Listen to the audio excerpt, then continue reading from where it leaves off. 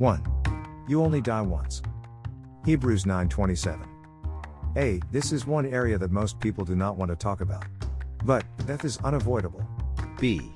A born-again Christian obtains immortality after life. In other words, death separates your spirit and your soul, mind, will and emotions from your physical body. Your physical body dies and returns to earth, whereas your spirit returns to God and your soul goes to heaven or hell for eternity. That's why Jesus came to die on the cross, to save your soul from eternal damnation. C. When Hebrews 9:27 says that death is appointed, it might be stating the obvious, yet most people live as if death is unlikely. D. We have birth control, but not death control. It is inevitable that the silver cord is loosed and we fly away. Ecclesiastes 12:6, Psalms 99-10. E. All of us, sooner or later, must keep a personal, unavoidable appointment with death. F. We are no exception to escape death.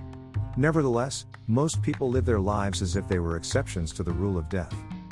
G. Unless the second coming of Jesus Christ occurs in your lifetime, you personally cannot be accepted from death. In all of human history, the Bible tells of only two exceptions. One was Enoch, Genesis 5:23-24. The other was Elijah, 2 Kings 2:1-11. H. We only die once and we don't get a second chance at life and death. It's a one-off. I. When people say, you only die once, they usually mean that you might as well be reckless. But surely, since we live and die but once, we should make of our life what we were meant to make of it. Surely we should not waste our one life, but live it as pilgrims in this world. 1 Peter 2:11-12, James 4:13-17. J. Death is not the end. After death comes judgment. It puts life and death into perspective, and supplies the wonderful hope in what otherwise would be a fatalistic and depressing statement. K. Death is not permanent at all. There is something after death. This is why Christians speak of death as a sleep, because it is a temporary state. John 11:11, 1 Thessalonians 4:13-18. L. For those who seek and follow Jesus, there lies beyond death an inheritance imperishable, reserved in heaven. 1 Peter 1:3-9. M. Death is your destiny's door.